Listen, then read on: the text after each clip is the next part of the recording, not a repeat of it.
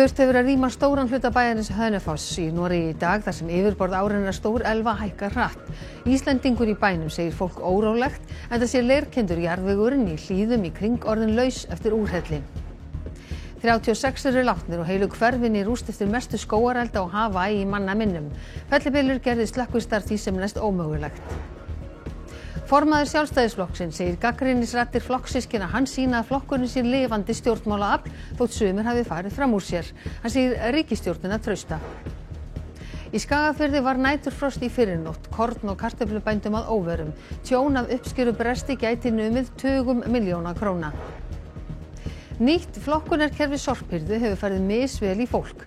Félagssálfræðingur segir fólk bregðast ólíkt við breytingum sem ekki eru á eigin forsendum.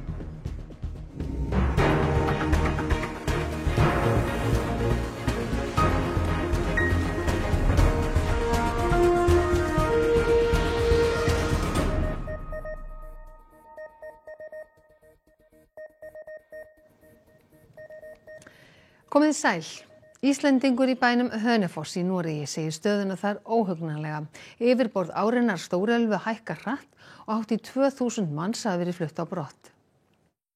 Áin Stórelva í Hönefoss flæðir yfir bakka sína og muna bæjarbúar ekki eftir öðru eins.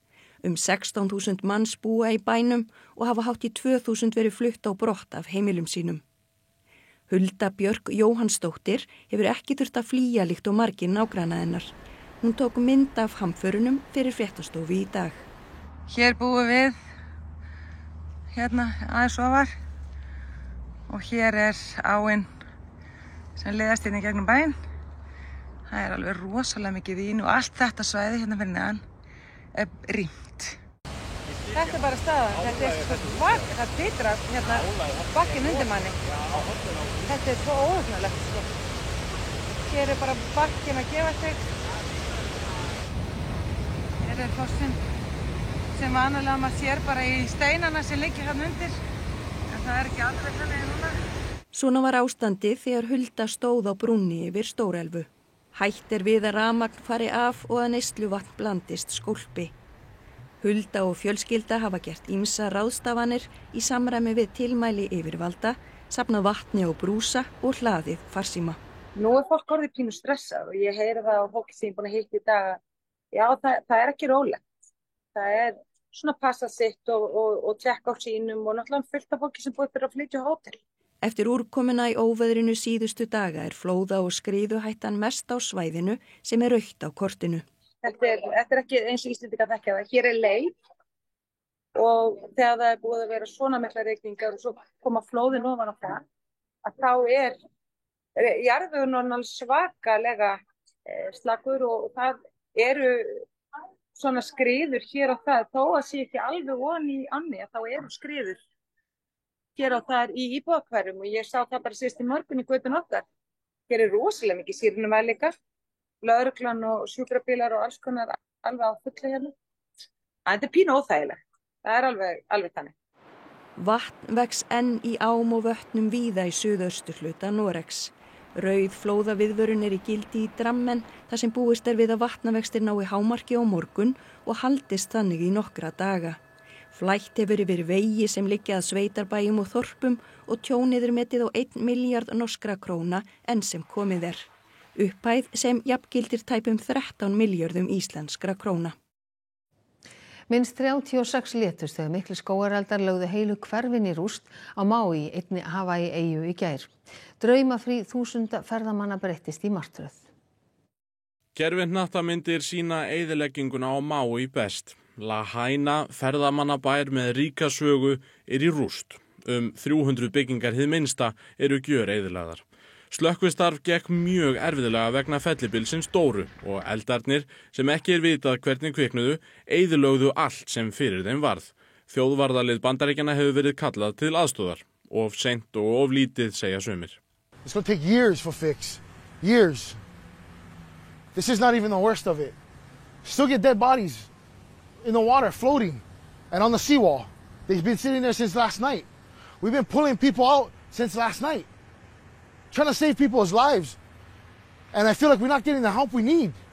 Af frásögnum að dæma var ástandið í Lahaina í gær martröðakennt. Íbúar áttu sumir fótum fjör að launa og einhverjir stukku í sjóinn á flótta undan eldunum. Ríflega 10.000 ferðamenn voru fluttir frá Maui til Oahu, eyjunar þar sem höfuðborgin Honolulu stendur. Þaðan voru þeir síðan fluttir til síns heima. I mean, just the fact that it was spreading so fast and we didn't really know what was going to happen. And then, of course, like losing your stuff and not really knowing, you know, where you're going to go for the night. Luckily, I had someone that I could stay with. If it weren't for them, I don't know where I would have ended up. Ein hjón frá Kanada höfðu ákveðið að ferðast til Hawaii, einmitt til að forðast skógarelda. We were actually going to go to Greece this summer, but there's a lot of wildfires there, so we didn't go to Greece because of the wildfires, and we came here and there's wildfires. Gott og heilt samband forystumanna ríkisstjórnarinnar er grundvallar forsenda samstarfsins, segir formaður Sjálfstæðisflokksins. Óánægja meðal flokksmanna hans sýni að flokkurinn sé lifandi stjórnmálaafl, þótt sumir hafi tekið fulldjúpt í árinni. Háværar raddir hafa heyrst síðustu vikurnar ósætti milli Sjálfstæðisflokks og Vinstri grænna í stjórnarsamstarfinu. Formaður Sjálfstæðisflokksins hefur hingað til ekki tjáð sig þessi mál, en hann segir þinglokin í vor hafa verið erfið. Ég held að í stjórnarliðinu sé einhugur að halda áfram að vinna að framgangi góðra mála sem við höfum í okkar stjórnarsáttmála sem að hafa beina snertingu við ástandi í landinu eins og það er í dag.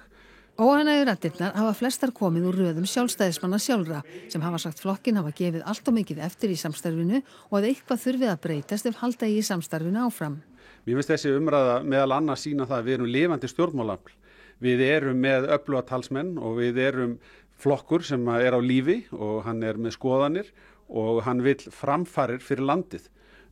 Það krefst þess að sum mál komast á dagskrá og fái afgreiðslu á þinginu. Það hefur stundum orðið misbrestur á því eins og ég var að vísa til undir þinglokin núna síðast að við vorum ekki ánægð með það hvernig fór fyrir sumum þingmálana okkar og þetta er bara staða sem ég er ekkert ósáttur við að menn séu opnir með en mér finnst kannski sumir hafi tekið fullt djúpt í árinni. Bjarni hefur fulla trú á því að stjórnarflokkarnir snúi bökum saman og nái góðum árangri á komandi þingvetri. Hann segir heilbrigt samtal í gangi og ekki þurfi að mála skrattan á vegginn þó að sjór gangi yfir skipið af og til. Mér eru allatíð þótt samband okkar forystumannanna vera mjög heilt og gott. Það er algjör grundvallar forsenda. Það er hins vegar engin ástæða til þess að gera lítið úr því að það er krefjandi að vera í 3 flokka stjórn og að ég ekki tala nú þegar stjórnin tegi sig svona yfir svið stjórnmálana frá vinstri til hægri. Lögfræðingur Samtaka verslunar og þjónustu gagnrýnir stjórnvöld fyrir að hafa ekki gætt betur hagsmuna Íslands þegar Evrópusambandið samþykkti reglur mengunarkvóta í sjóflutningum. Tilskipun Evrópusambandsins er liður í áætlunum að ná kolefnishlutleysi miðja þessa öld. Bæði utanríkisráðherra og innviðaráðherra gera ekki ráð fyrir að sótt verðum undanþágu frá mengunarskattinum. Þau skipafélög sem sigla til Íslands verða því að kaupa losunarkvóta. Og það sem er kannski sérstakt við þetta er að maður hefur kannski ætlað að íslensk stjórnvöld væri aðilinn sem að myndi gæta sérstakra íslenskra hagsmuna í samskipti við alþjóðastofnanir. Okkar tilfinning hefur verið svo að það væri gert en núna kannski má segja hafi að vissu leyti komið á daginn að svo hagsmunagæsla hafi verið vanbúin. Þetta er nú kannski ansi hörð gagnrýni á stjórnvöld. Já, og það má alveg líta sér svo á. Flest kaupskipin eru skráð í Færeyjum, Hollandi og víða annar staðar en á Íslandi. Benedikt segir að ekki skipti máli hvar skipin eru skráð. Þegar kemur að skyldunni til þess að framvísa þessum ETS-heimildum sem verða þá keyptar á markaði og greitt markaðsverð fyrir, heldur það í raun og veru má segja siglingaleiðin sem er undir. Og siglingaleiðin er til Íslands hvar sem skip er skráð. Hann segir að kostnaðurinn sem áætlaður sé gróflega 6 milljarðar króna og hann lendi hjá neytendum og íslenskum fyrirtækjum. Þessi kostnaður fer náttúrulega ekkert annað en bara út í verð á flutningum með einum öðrum hætti. Og maður heyrir ekki betur en að ýmis skipafélög, ekki bara hér á landi heldur erlendis, hafi gefið það til kynna að það verður bara hreinlega tekið upp einhvers konar álagsgreiðsla sem að nemur þessum kostnaði. Fyrsta skóflustunga Blævar byggingafélags var tekin í Silfratjörn í Úlfarsárdal í Reykjavík í dag. Byggð verða 2 hús með 36 leiguíbúðum fyrir félagsmenn VR. Reiknað er með að hægt verði að flytja inn í þær eftir 16 til 18 mánuði. Blær er óhagnaðardrifið byggingarfélag og systurfélag Bjargs sem er í eigu verkalýðsfélagana. Alveg svo þegar við byrjuðum hjá Bjargi fyrir nokkrum árum að þá byrjaði þetta á nokkrum íbúðum sem er að nálgast 1000 í dag. Þannig að við ætlum okkur stóra hluti og eins og sé, þetta er bara rétt byrjunin og þetta tiltekna verkefni er þá fyrir fjármagnað af VR og fyrir félagsfólk VR en síðan reiknum við með að spýta í lófana og bæta í. Eru þið farin að leggja drög að næstu húsum? Við erum byrjuð að funda með sveitarfélögum og sækjast eftir fleiri lóðum og fleiri samstarfsaðilum til þess að halda áfram þessari uppbyggingu og ætlum að byggja hagkvæmt og sömuleiðis líka stilla álagningu í hóf eða arðsemi í hóf. Þá ættum við að geta boðið upp á mun hagstæðari leigu og það sem skiptir mestu máli er að bjóða fólki upp á raunverulegt búsetu og húsnæðisöryggi og sömuleiðis líka losna við það að þurfa að hafa hangandi yfir sér nánast á 12 mánaða fresti að leiga sig hækkuð upp úr öllu valdi. Kornbændur í Skagafirði standa frammi fyrir mögulegum uppskerubresti vegna kulda. Bóndi sem sáði í 50 hektara kornakur telur þörf á betri stuðningi við þá sem reyna kornrækt við íslenskar aðstæður. Það stefndi í ágætis uppskeru í kornarækt hérna á Norðurlandi í sumar en það þarf ekki mikið til að breyta því. Það varð næturfrost hérna fyrr í vikunni og þessi kornakur sem að ég standi í núna í Skagafirði, hann gæti verið ónýtur. Þegar bændur í Skagafirði héldu til vinnu snemma á miðvikudagsmorgun fór ekki milli mála að nóttin hafði verið köld, rýma á bílum og heimaðir pollar.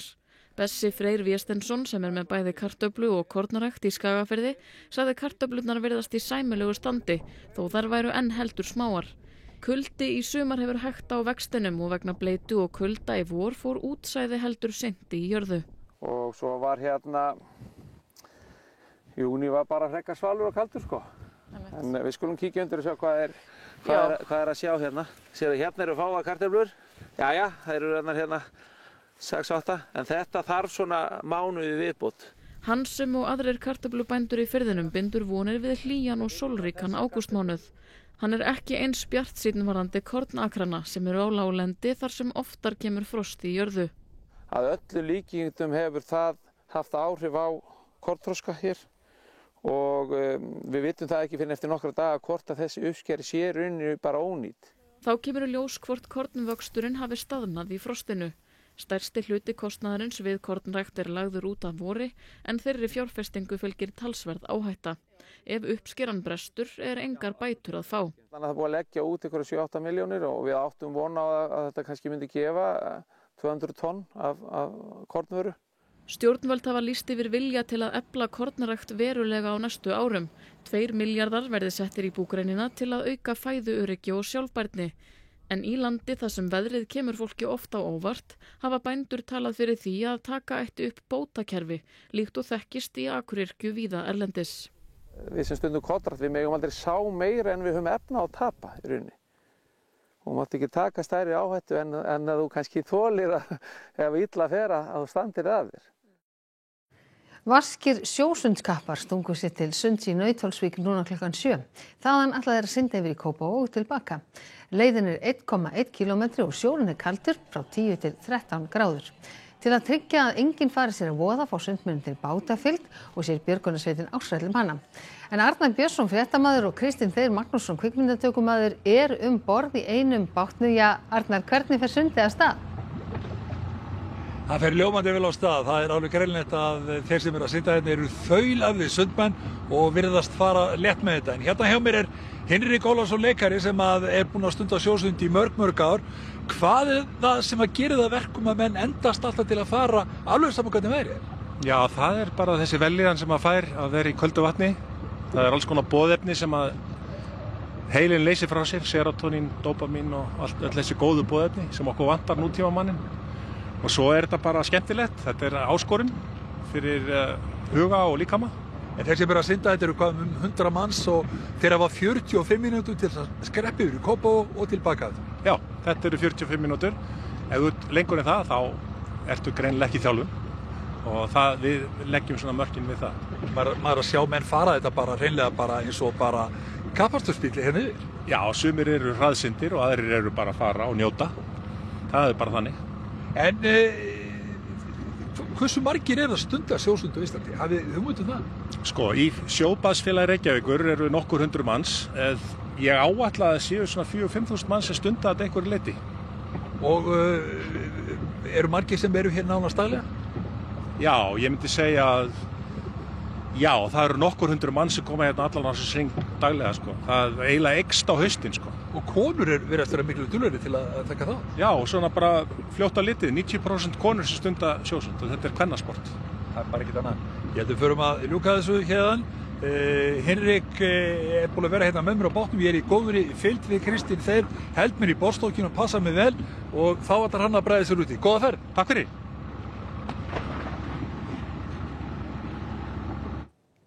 Já, svo sannarlega vaskir sjósundskappar, en þá að allt öðrum.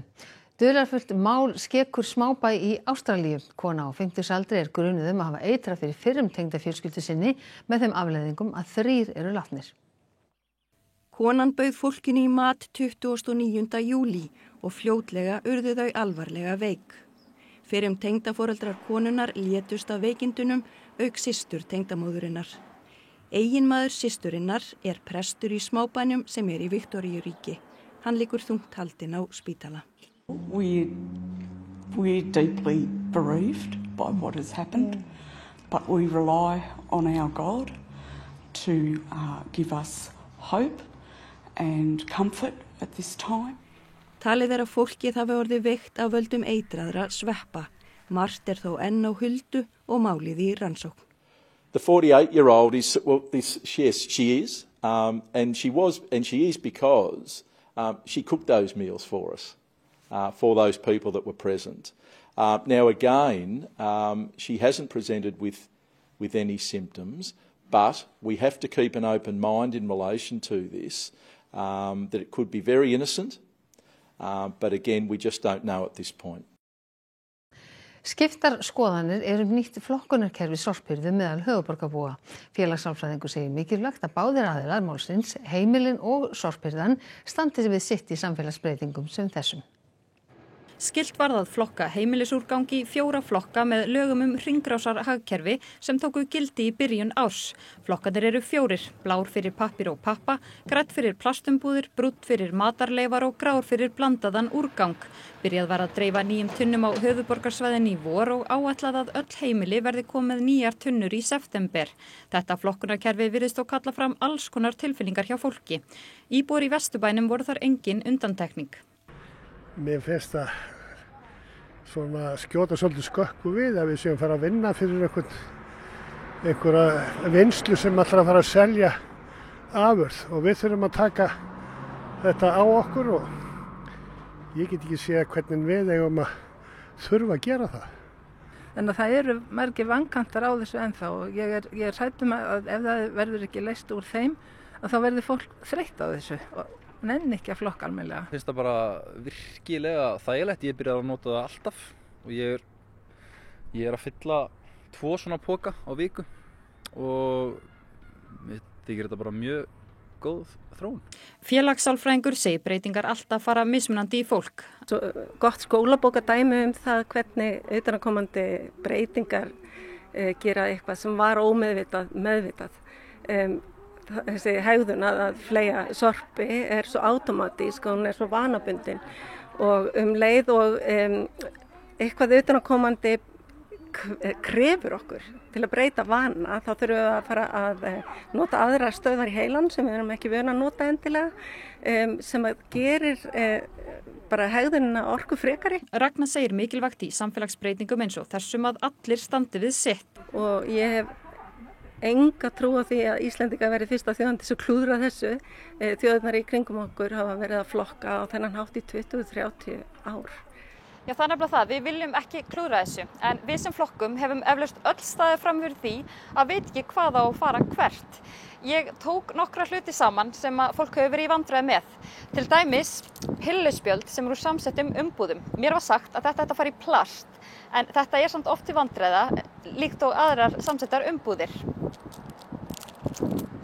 Álpappír. Mér var sagt að álpappír ætti að fara í sérstakan málmgám á næstu grendarstöð eða hreinlega á Sorpu en ekki í almennt sorp. Pringles dós almennt sorp en ef þú vilt fá 12 stig þá tekur hann í sundur. Málmur, pappír og plast en sem sagt almennt sorp. Snakkpoki, hann fer í plast. Tréhnífapör fer í almennt sorp og eldhús pappírservittur þær fara í matarleifar. Og þá að veðri. Það lægðin langt suður í hafið sem beinir hlýju lofti yfir landið og má búast við austlægri átt á morgun 5 til 13 metrar á sekúndu en hvassari syðst, skýjað með köflum og víða rigning sunnan og suðvestanlands í fyrramálið og sums staðar töluverð úrkoma tíma. Það lægir heldur annað kvöld og léttir víða til. En Kristín Hermannsdóttir veðurfræðingur fyrir nánari við veðrið að loknum íþróttafréttum sem Kristjana Arnarsdóttir sér í kvöld. Breiðablik og Víkingur eigast við í úrslitum Mjólkurbikars kvenna í fótbolta á Laugardalsvelli annað kvöld. Liðin eru á ólíkum stað í deildakeppninni hér heima, Blikar á toppi úrvalsdeildarinnar en Víkingur á toppi fyrstu deildar. Íslandsmótið í golfi hófst á Urriðavelli í Garðabæ í dag, mikill vindur lék suma kylfinga grátt. Og allir íslensku knaparnir komist í A-úrsliti í fjórgangi á heimsmeistaramóti íslenska hestsins í dag. Og við ætlum að rifja upp helstu atriði fréttatímans áður við kveðjum ykkur. Þurfti hefur að rýma stóran hluta bæjarins Hönefoss í Noregi í dag þar sem yfirborð árinnar stór elva hækkar hratt. Íslendingur í bænum segir fólk órólegt enda sé leirkenndur jarðvegurinn í hlíðum í kring orðin laus eftir úrhelli. 36 eru látnir og heilu hverfin í rúst eftir mestu skógarelda á Hawaii í manna minnum. Fellibylur gerði slökkvistarf því sem næst ómögulegt. Formaður Sjálfstæðisflokksins segir gagnrýnisraddir flokkssystkina hans sýna að flokkurinn sé lifandi stjórnmálaafl þótt sumir hafi farið fram úr sér. Hann segir ríkisstjórnina trausta. Í Skagafirði var næturfrost í fyrrinótt korn- og kartöflubændum að óvörum. Tjón af uppskerubresti gæti numið tugum milljóna króna. Nýtt flokkunarkerfi Sorphirðu hefur farið misvel í fólk. Félagssálfræðingur segir fólk bregðast ólíkt við breytingum sem ekki eru á eigin forsendum. Þessum fréttatíma að ljúka og það komið að íþróttum og veðri. Nýjustu fréttir má alltaf finna inn á ruv.is. En næstu fréttatímar verða í útvarpi og í sjónvarpi klukkan 10 í kvöld. Við sjáumst þá, verið sæl að sinni.